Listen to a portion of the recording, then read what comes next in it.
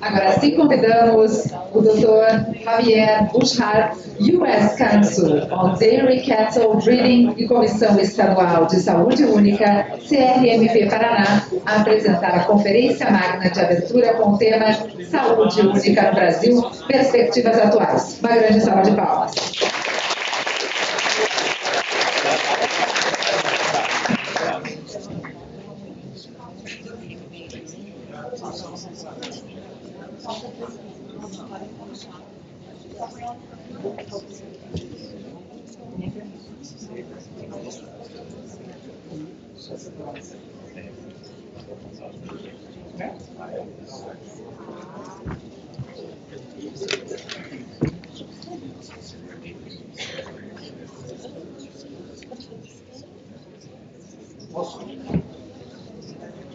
Bom dia a todos e todas. Eu vou tentar falar portunhol. Agora, se vocês não entendem, levante a mão que eu posso falar um pouco de chino também. Tá? Chinês. Bom, eu queria agradecer a todas as autoridades aqui presentes pela oportunidade de dirigir-me a vocês. Eu também quero agradecer especialmente a doutora Cláudia Pimpao pela perseverança em trabalhar no tema de saúde única. E também, logicamente, ao doutor Rodrigo Tabora Mira, que ele aceitou, junto com a Cláudia, o desafio de saúde única há vários anos. E eles, eu conheço também a eles, eu acho que quase 3 décadas, quando eles fizeram pós-graduação na McGill University em Montreal.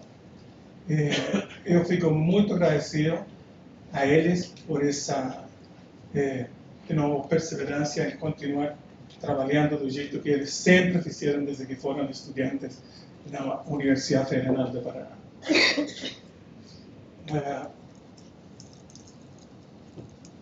Escutamos agora vários discursos de profissionais brasileiros que estão trabalhando muito duro em política.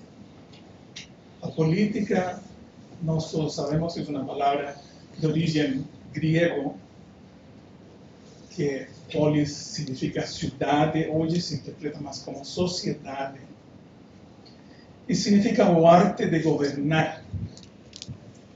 E isso não é possível sem ter uma base técnica científica clara. Só se governa com conhecimento e, no caso da saúde única, todos os profissionais que estão envolvidos na saúde única devem ter uma formação profissional adequada para poder implementar políticas que resultem no benefício da sociedade, a responsabilidade social. Bom, agora eu vou entrar um pouco na coisa um pouco mais técnica e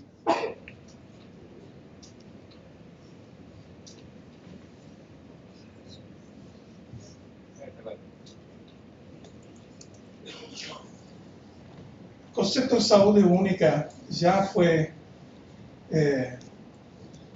explicado com bastante claridade e existe faz muito tempo. Personalmente, na minha experiência, eu estive envolvido em muitas ocasiões em saúde única. Eu me lembro de começar a trabalhar, às vezes, em formulação de políticas de inocuidade alimentária. Eu estive envolvido com equipos multidisciplinários que realmente deixaram muito claro para mim que a saúde única é um caminho que não pode evitar-se. E isso já tem uma história de muito tempo.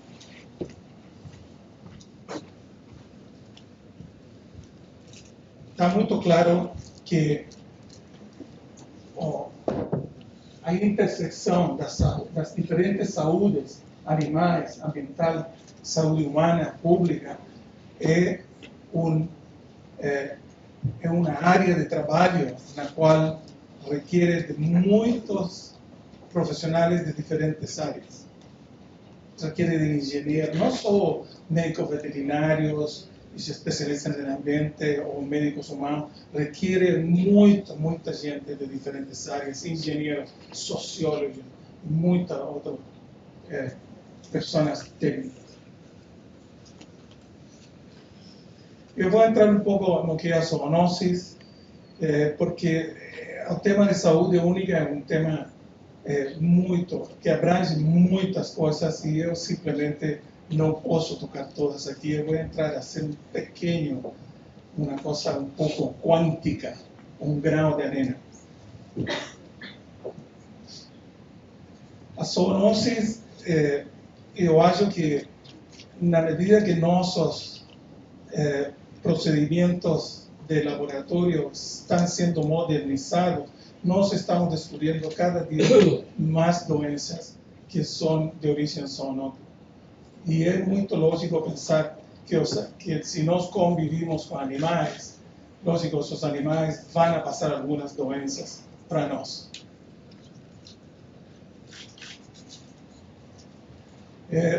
Esse gráfico aí explica um pouco como tem ido aumentando. Para trás. A seguinte.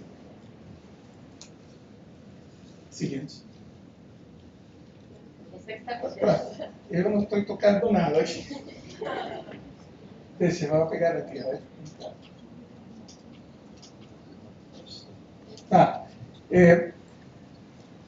Esse gráfico é simplesmente para enfatizar o conceito de que nós temos um aumento de enfermedades emergentes.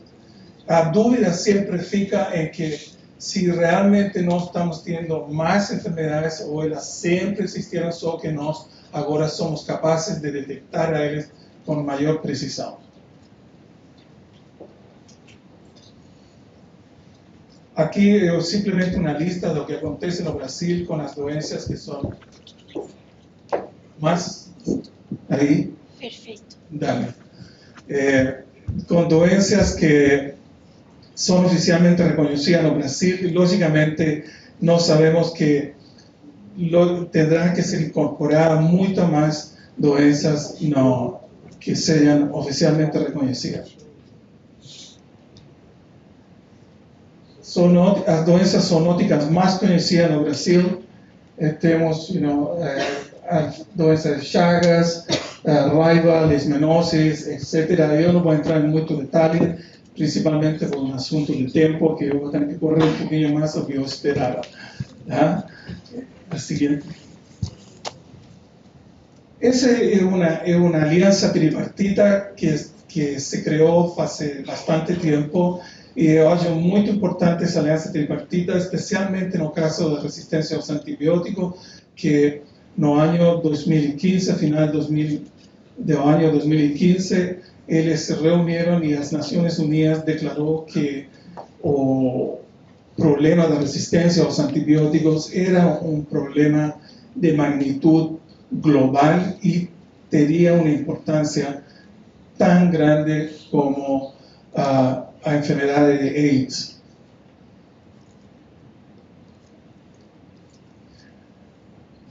Esse slide bastante complexo é simplesmente para passar a ideia de que as doenças em geral, as doenças emergentes, as zoonoses, têm muitos componentes que nós teríamos que ter em conta e têm muitos componentes que ainda são desconhecidos para nós.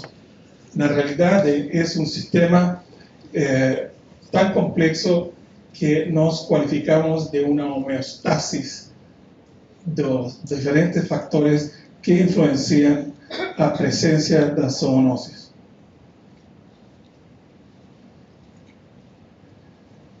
Agora, o que está acontecendo com a população mundial humana? Nós sabemos que está crescendo e vocês provavelmente viram já esse slide. mi intención de mostrar ese slide es que siempre cuando se fala das necesidades de aumentar a produção de alimentos, muitas vezes só se toma em conta a população humana. Na realidade, isso é o que eu chamo de a cultura homocêntrica, é dizer, que o homem é o centro de tudo. É como a perspectiva de Leonardo da Vinci. Leonardo da Vinci falava que o homem era a medida de todas as coisas. Era uma boa ideia, mas hoje já não se aplica mais. O homem não é a medida de todas as coisas. Seguinte. Por exemplo, a população pecuária no Brasil. Só mirando a população de bovinos, 214 milhões de animais. Qual é a população do Brasil? Humana. Mais ou menos. Quase 1 para 1. A única vantagem é que os bovinos são produtores de alimentos. Na realidade, é uma máquina, são uma fábrica de produção de alimentos em geral. Então, eles têm uma boa excusa, tá, para existir. Só que também são parte de um ecossistema, são parte de uns fatores que têm que ser considerados na homeostase do meio ambiente. Seguinte. Agora, a população de animais de companhia ou pet. O Brasil tem 132 milhões de pets. É um número alarmante. 52 milhões de cães, 22 milhões de gatos, etc, etc. Eu adoro os cães e os gatos. Eu gosto deles, mas também temos que ter um senso da responsabilidade. Saúde única, o rol dos médicos veterinários bem formados, passando conhecimento técnico para criar políticas adequadas para balancear um pouco esta situação que realmente requer de estratégias para o controle da população. Seguinte. Aqui temos uma estatística dos Estados Unidos. 90 milhões de cães e aproximadamente 60 milhões de gatos. A população dos Estados Unidos é aproximadamente 380 milhões de habitantes. Também tem uma quantidade exagerada. E isso, eles não são animais que produzem alimentos, exceto em algumas partes do mundo. Tem algumas partes do mundo que, excepcionalmente, eles consumem, especialmente em Ásia. Mas é uma fração insignificante. Então, esse é o problema interessante que tem que ser confrontado com muita cautela e muito cuidado. Bien.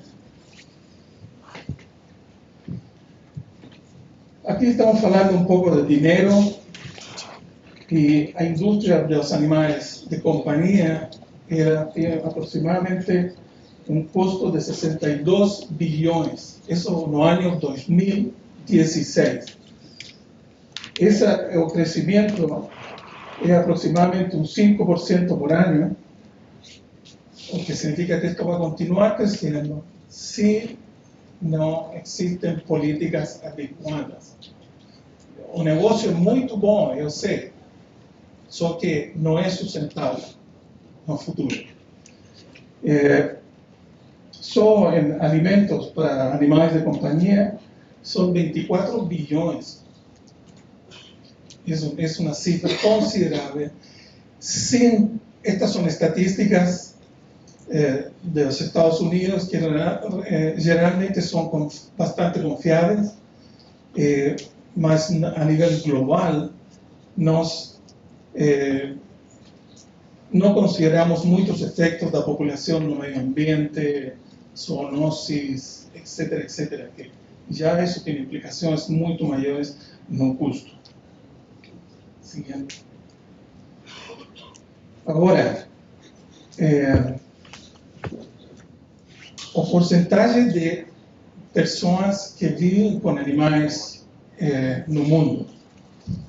A Argentina tem um 66% de pessoas que convivem com animais de companhia. Brasil, 58%, México, 64% e os Estados Unidos, 56%. Eu simplesmente estou passando esses números para você e para as autoridades de medicina veterinária e de medicina humana e ambiente, para que tenham esses números na cabeça e, de repente, pensem no impacto no sistema de saúde única que esses números podem ter. Siguiente. Qual é a estratégia demográfica?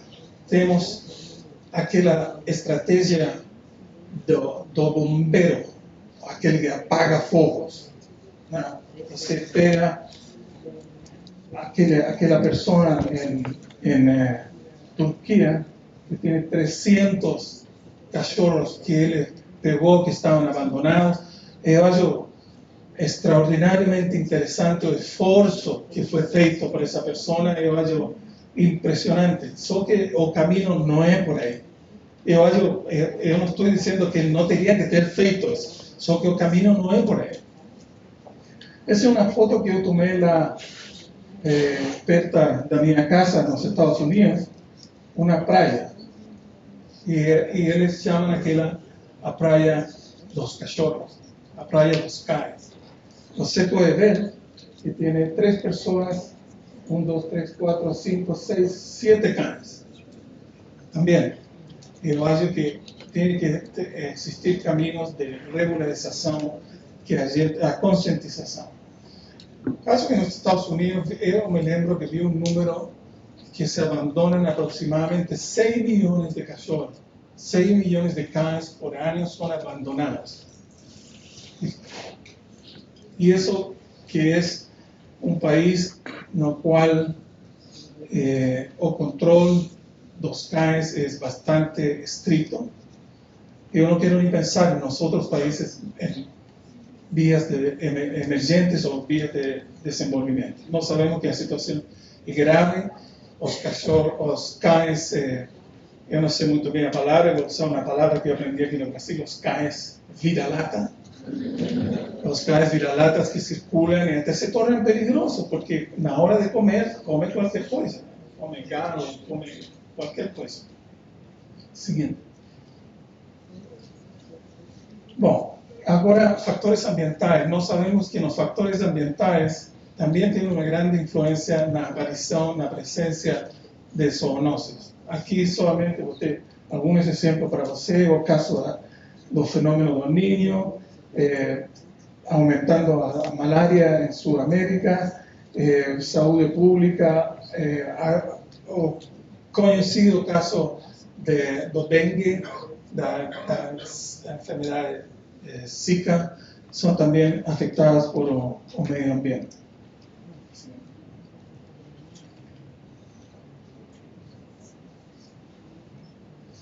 Aqui eu vou mostrar simplesmente, eu acho que vocês se concentram nas áreas vermelhas. Essa é uma situação atual das arboviroses em relação à presença deles, em relação ao clima dos diferentes lugares. O cor vermelho implica a presença mais massiva dos mosquitos e o risco da presença de diferentes enfermedades de arboviroses. Agora, no ano 2050 existe uma predição seguinte. Pelas mudanças climáticas, você pode ver que no Brasil, especialmente, o cor vermelho se intensifica más hacia el sur do Brasil, lo mismo na África e lo mismo aqui na Austrália e aqui na Centroamérica. Agora, fazer predições, uno sempre tem que tomar com cuidado. Eu acho que fazer predições é complicado, e especialmente para os economistas. Os economistas sempre fazem predições e realmente, raramente estão certas. O problema é que fazer predições em economia é muito mais complicado que fazer predições com enfermedades. A seguinte. Agora eu vou enfocar um pouquinho no tema de resistência aos antimicrobianos. Os micróbios, as bactérias com resistência aos antimicrobianos sempre existiram. Desde millones de años tiene bacterias que tienen un grado de resistencia para defender. Es un mecanismo de adaptación ecológica frente a desafíos que las bacterias tienen para sobrevivir. Ahora, el problema es que nós, con el uso exagerado de antimicrobianos, estamos seleccionando aquellas bacterias que tienen resistencia. Então, agora nós temos uma contaminação ambiental que circula entre os animais, o ambiente e a gente, com uma poblação excessiva de bactérias resistentes aos antibióticos. Esse é um modelo, um slide bastante complexo, e é porque na realidade é assim o sistema complexo. E é para basicamente demonstrar que não tem parte do sistema ecológico que não está afetado hoje pela resistência com bactérias que têm resistência aos antimicrobianos. Me estão entendendo o que falo? Tá. Isso eu queria chegar. Tá bom. Então, a seguinte. A resistência aos antimicrobianos, eu acho que todos nesta sala têm claro de que está causando sérios problemas na saúde do ambiente. E, logicamente, como nós somos uma cultura homocêntrica, estamos medindo primeiramente nos casos de doenças humanas. E aqui temos, na Europa, esta é uma informação que tem já 3 anos, acontecem 25.000 mortes por ano, somente por resistência aos antimicrobianos. A esquerda é um funeral, um séquito da morte de uma pessoa na época feudal. Porque essa é uma conscientização que existe no metro de Hamburgo, na qual eles dizem que se não se preocupar com o assunto de resistência ao antimicrobiano, a gente vai voltar na época pré-existência dos antibióticos. É decir, processos e cirurgias comuns e normais que se fazem hoje em dia, no qual se administram antibióticos em forma preventiva, esses antibióticos não vão ser efetivos e, por exemplo, qualquer cirurgia como cirurgias da cadeira para reemplazar o fêmur, elas simplesmente não vai ser tão fácil conviver com essa cirurgia. Então, esse é o problema.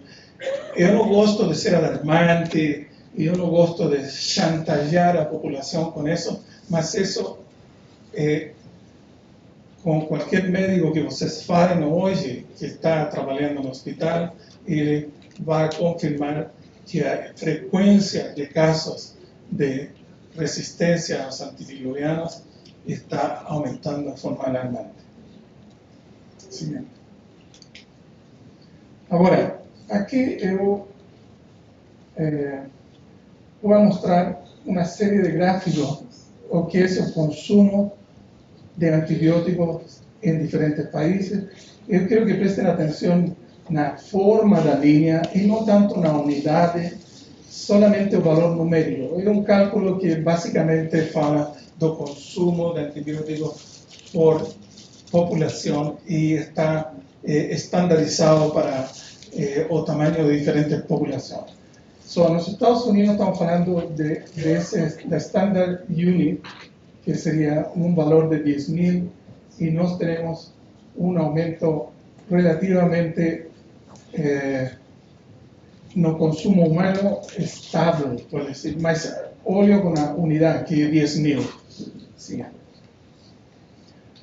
O uso antibiótico tem uma unidade de 4.000, e vocês podem ver que a partir do ano 2010 houve um aumento considerável no consumo de antibióticos na China. Agora, eu não sei se esse consumo era realmente assim antes ou simplesmente não se declarava ou não se media. Só que hoje tem um consumo do valor de 4.000 em termos unitários. O Brasil também tem uns aumentos consideráveis a partir do ano 2009. E, lógico, as populações aumentam, etc., etc. Então, o consumo de antibióticos está aumentando, mas só que aqui se viu um aumento bastante considerável nos últimos anos. Siguiente.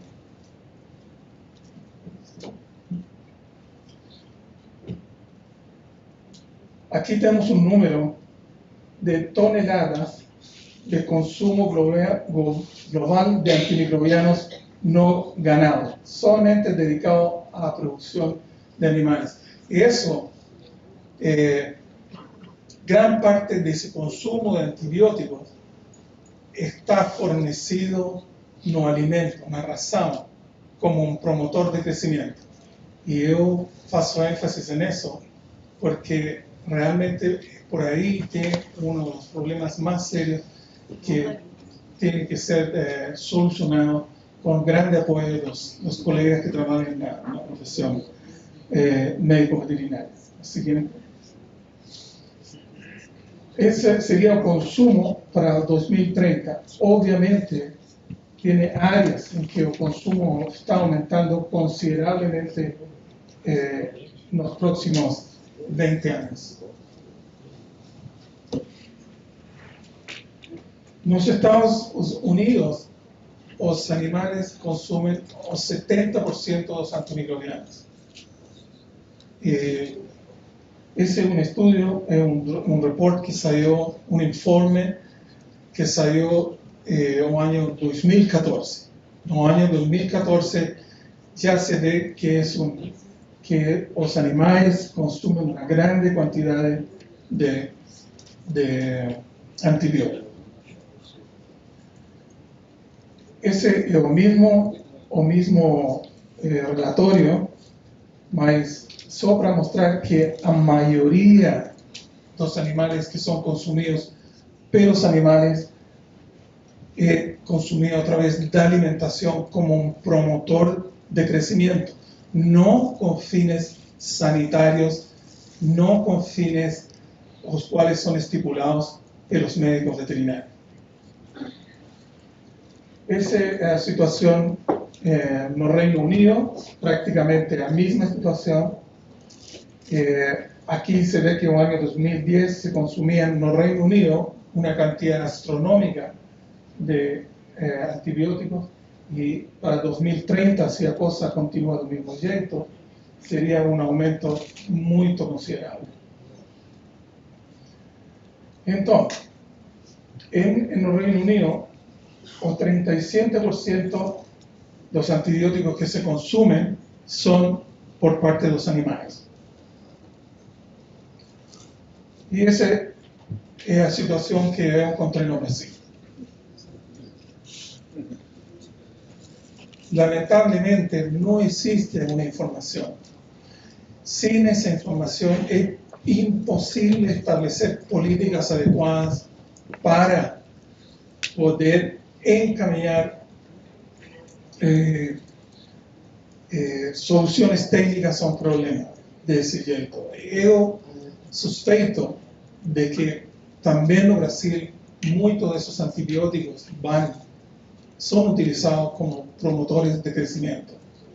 Na verdade, é que nós tentamos, com os colegas da Comissão de Saúde Única, de encontrar aquela informação e praticamente foi impossível, a parte de algumas cifras muito gerais, de entender como se consumem os antibióticos no sector agropecuário. Então, uma das causas que se utilizam muito os antibióticos no sector pecuário é para compensar por medidas de mal manejo sanitário e mal manejo nutricional. Geralmente é um problema, por exemplo, de hacinamento, muitos animais, péssimo controle de biosseguridade, nutrição deficiente. Então os animais fazem pneumonias, etc., etc., e nada melhor que vamos com os antibióticos. E, logicamente, existe uma pressão comercial. É por isso que existe uma tremenda e grande necessidade de conscientizar os profissionais que trabalham na área agropecuária, especialmente os veterinários. Nesse sentido, teria que, em algum momento, produzir-se alguma legislação que não permitira o uso de antimicrobianos como promotores de crescimento. Na Europa, no ano 2006, se proibiu o uso de antimicrobianos como promotores de crescimento.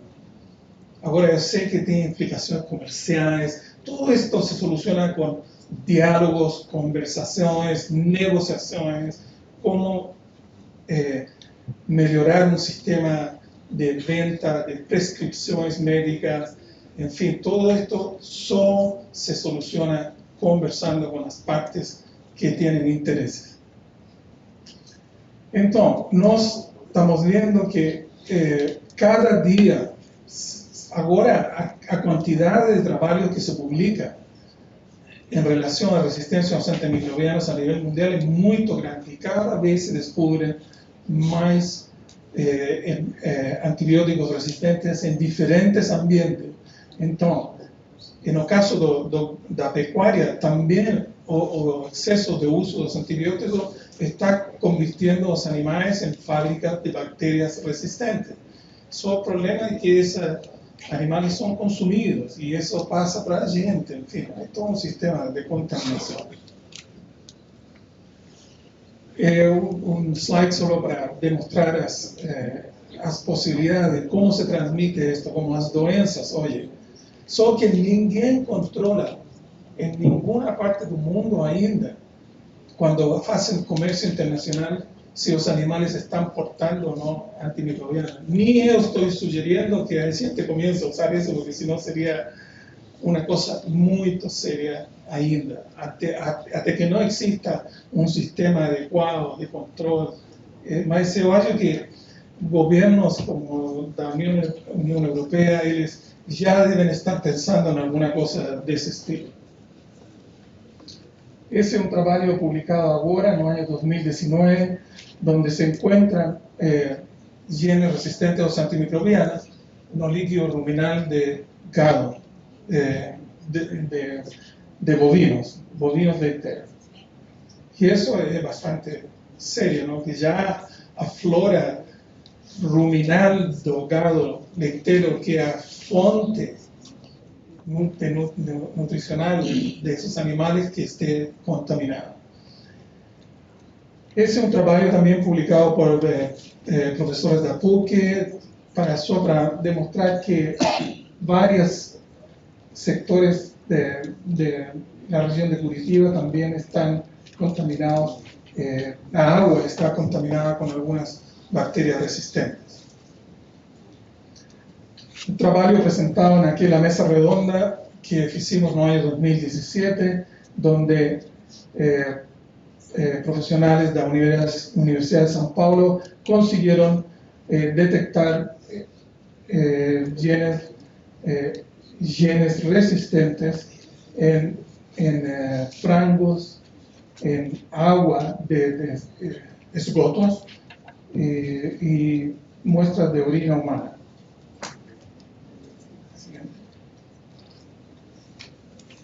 ¿Qué quieres? 15 minutos. Con certeza. Un número de muestras positivas para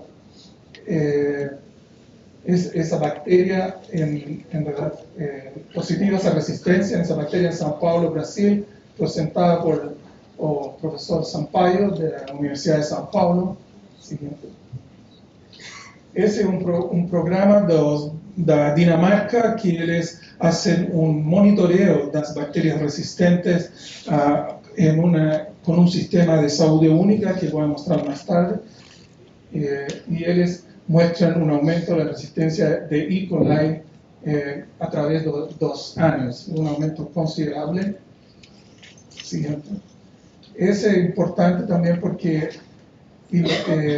demuestra pacientes humanos infectados por bacterias resistentes en el periodo de 2004 a 2015 y tiene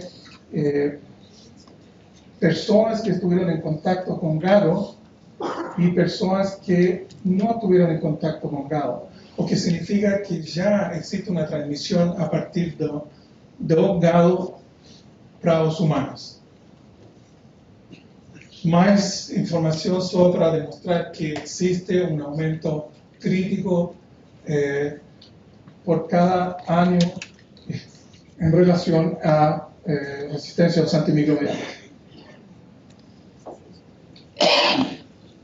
Presencia de bacterias E. coli resistentes a los antimicrobianos en agua, en otro tipo de situaciones, en bacterias del sistema digestivo, de gente que va a hacer surfing en diferentes lugares.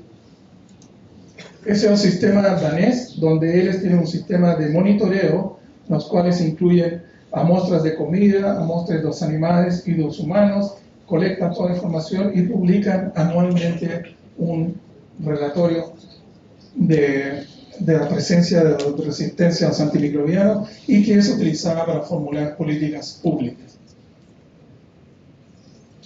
En los Estados Unidos, após muchos años de debate, se hizo un acuerdo de comenzar a trabajar para concientizar en relación a resistencia a los antimicrobianos de uso pecuario. En Canadá actualmente se dio a total responsabilidad a los médicos veterinarios para las prescripciones de antibióticos no uso pecuario. No Brasil, hace tiempo que ya existe legislación acerca del uso de los antimicrobianos como promotores de crecimiento. Algunos de los antimicrobianos están mencionados aquí y aquí tienen bastante data de que ya existe legislación, y ese de la colisistina precisamente fue cuando en el año 2016 se detectaron aquellos genes de resistencia antimicrobiana. Cuando se forma la Comisión de Prevención de Resistencia a los Antimicrobianos en Brasil, en el año 2016,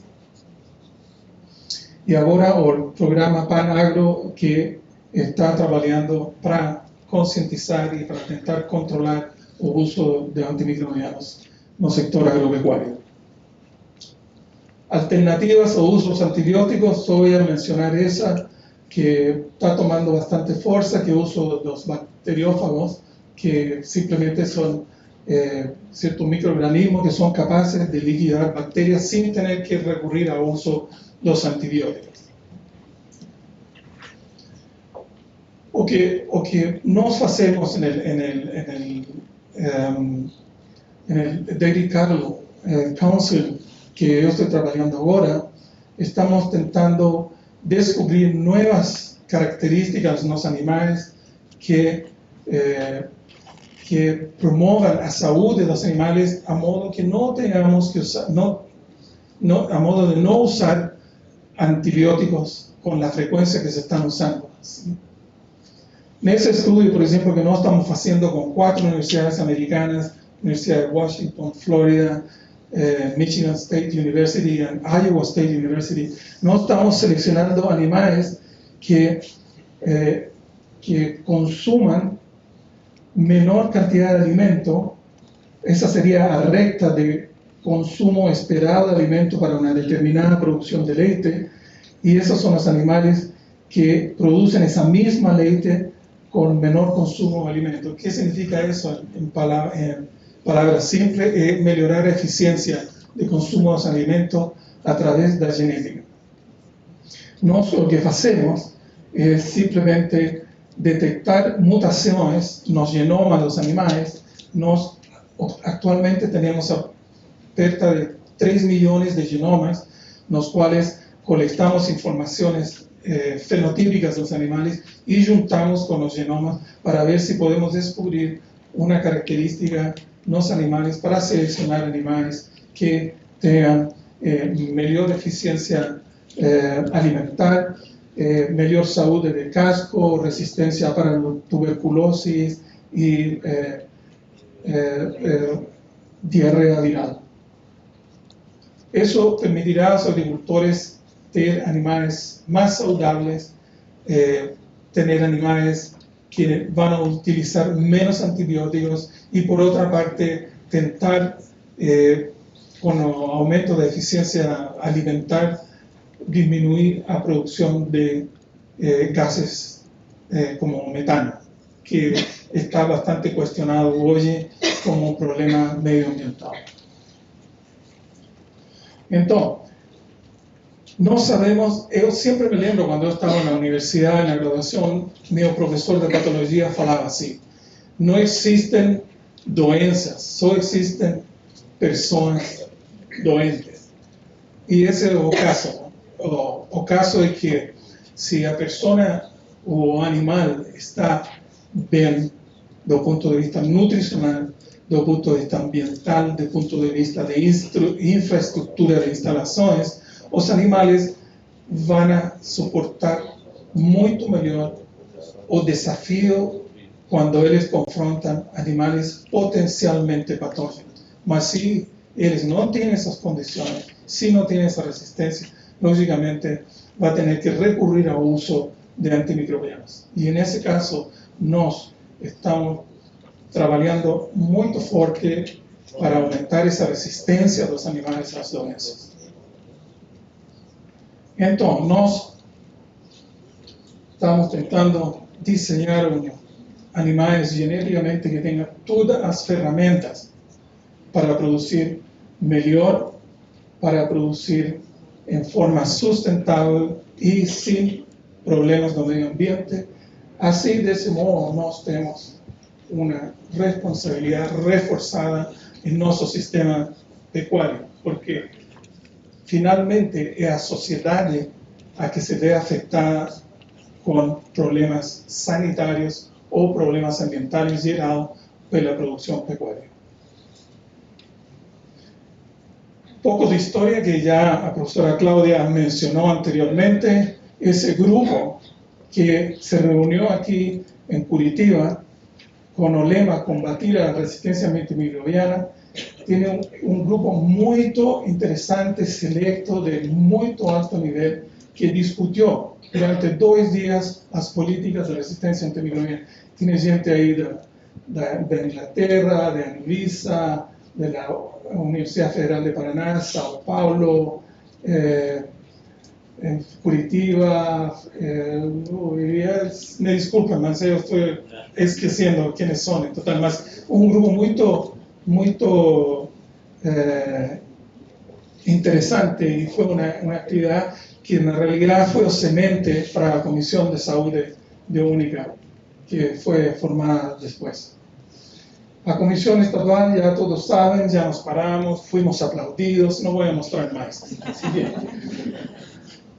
El mandato de la Comisión de Saúde Única ya está bastante claro, mas yo quiero reforzar que la importancia de aumentar la capacidad de técnicos, dos profesionales, médicos veterinarios, para que eles sean capaces de confrontar estos problemas relacionados a saúde única y en este caso, como ejemplo, a zoonosis y la resistencia a los antimicrobianos, a integración, que nunca fue fácil, a integración de instituciones para hacer mejor uso de recursos humanos, porque no tiene nada más satisfactorio que trabajar con una persona de otra profesión. Yo tuve la oportunidad de trabajar en proyectos con ingenieros eléctricos diseñando pesquisa que no hacíamos y en realidad abre la cabeza a mundos muy diferentes. A concientización de la sociedad y prácticamente esa actividad es una de esas concientizaciones a la sociedad. O resultado de esa actividad, yo hallo que vamos a tener unas 500, 600 personas con una capacidad, con una concientización mejor en relación a lo que es saúde única y a la importancia de la saúde única. Entonces nos podemos marcar ahí, profesor, mira, marcamos, concientizamos 600 personas. Ese es uno de los resultados. ¿Sí? Ahora, eventos ya fueron mencionados.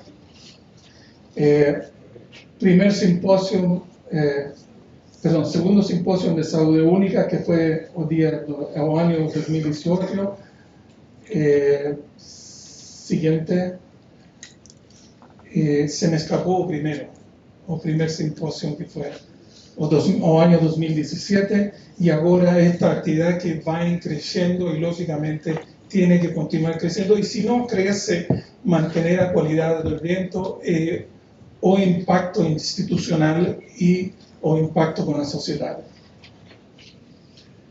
Una de las pesquisas que fueron feitas como parte de ese proyecto, y esos son resultados preliminares, con ayuda un proyecto con ayuda del Consejo Médico Veterinario de Paraná, se hizo una muestra de médicos veterinarios de Paraná y se obtuvieron respuestas. Todo esto, afortunadamente, con Google Forms, ¿cierto? Se mandó para los colegiados del Consejo y se obtuvieron respuestas que eran de 343 médicos veterinarios. Y aquí es que nos llegamos a lo que falaba el doctor Mira.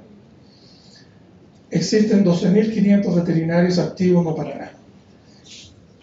Esos 12.500 tenían que tener una formación que permitiera a ellos decir: yo voy a participar en esa pesquisa. Que fueran 2.000, estaría una buena muestra.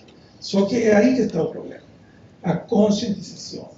Ese es el rol de OAGIO, sin conocer o mandato específico do Conselho, mas eu acho que, como todos os conselhos do mundo, ele tem um rol de conscientizar, de falar para os veterinários o problema dos antimicrobianos importante, e esperamos que o próximo ano ou na próxima pesquisa esse número aumente bastante mais.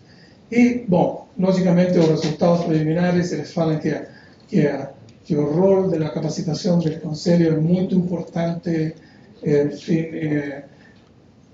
que o uso dos promotores de crescimento, influência, resistência aos antimicrobianos. Enfim, nós, com essa pesquisa, tentávamos estabelecer basicamente isso. Nós queríamos ter uma ferramenta clara de identificação numérica que permita dizer: bom, aqui temos um problema, vamos a ter que trabalhar nesse problema. E como sabe você que tem um problema? Aqui estão os números. ¿Ah? E esse é o caso. En fin, más respuestas que indican que hay una necesidad de concientizar. Bueno, no todo es ruin. Ese programa, por ejemplo, del Reino Unido, ellos han logrado disminuir el consumo de antibióticos los animales relacionados con la pecuaria, y ellos han tenido resultados bastante positivos. También del Reino Unido, bacterias relacionadas a mastitis, en diferentes años hay una disminución de las bacterias que tienen resistencia cuando se han aplicado las políticas adecuadas para reducción de resistencia a los antimicrobianos. En el caso del uso del antibiótico colecistina, ha disminuido un 70% en el Reino Unido y un 71% en porcos, y en frangos un 71%. Entonces, con esos ejemplos, y hay varios, se demuestra que con un esfuerzo, con políticas adecuadas, con trabajo duro, porque esto va a ser duro, esto es una briga dura, se pueden conseguir resultados. Infelizmente hoy, en la mañana, yo leí un resumen de la situación global, mundial, en la cual les falan que en la realidad no se ha conseguido a nivel global cambios sustanciales, no uso de los antimicrobianos ni la presencia de bacterias resistentes a los antibióticos, con las políticas que se están aplicando actualmente en el mundo. Sí destaca en el caso de Europa, que ellos ya han disminuido un poco. Entonces, ¿qué pasa? Que la verdad es que esos ejemplos que están aconteciendo en alguna parte del mundo tienen que ser trasladados a los otros países.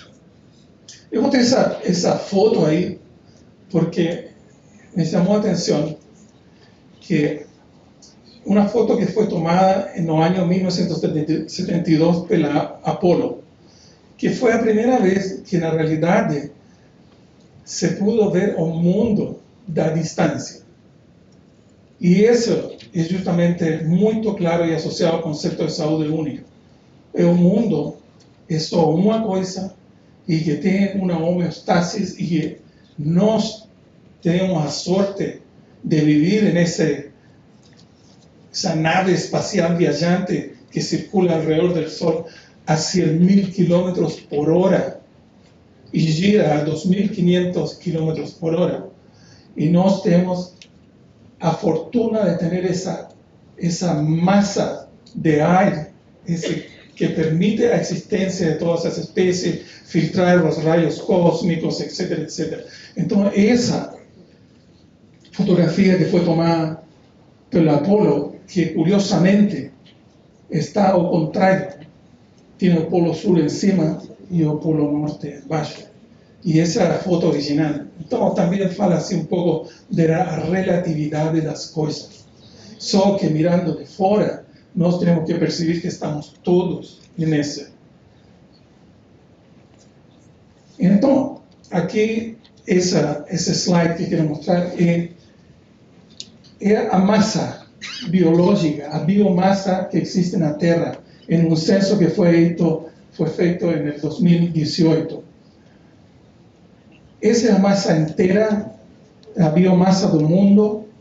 Tenemos plantas, tenemos virus, bacterias, fungi, proteos, animales. Y si yo tomo los animales y comienzo a dividir, tenemos artrópodos, un monte de artrópodos muy capaces de sobrevivir en el mundo en condiciones extraordinarias por millones de años.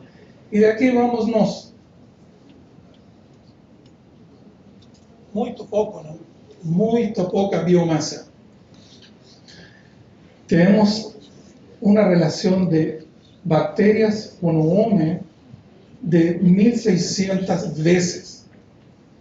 Entonces, ni pense que usted va a ganar esa batalla. Ni sueñe que você vai ganhar essa batalha contra as bactérias. Então, eu sempre falo, é melhor ter ela como amigo, porque as bactérias fazem muitas coisas boas para nós. Se vocês tomam, por exemplo, processos de fermentação industriais, são fenomenais os que fazem. No nosso corpo, nós temos uma massa de biomassa impressionante que dá apoio a nossas funções fisiológicas incríveis. Para falar de gado, é a fonte nutricional dos ruminantes. Então, essa guerra que nós estamos tentando a partir do ano 1930 com os antibióticos, nós estamos perdendo já. Então, nem pense que você pode ir em contra das bactérias, que são desse tamanho, nem menos contra as plantas, como os herbicidas. Você não vamos conseguir. Só para demonstrar, essa foi uma publicação do ano 2017, eu acho, no qual veio uma bactéria muito, que nós miramos assim muito por cima do ombro, como falamos nós. Essa bactéria é capaz de ir para o material genético de outra bactéria, pegar a ele e incorporar na bactéria dele. Ele pega a informação de resistência, incorpora e só dá risada depois quando você bota aquela penicilina ou aquela injeção ou aquela escopeta para matar uma mosca. É assim que funciona, nem pensar. Seguinte. Então, essa é a nossa terra que nós temos que contribuir em forma quântica com grano de arena para manter esse cor da terra que nos permite sobreviver aí.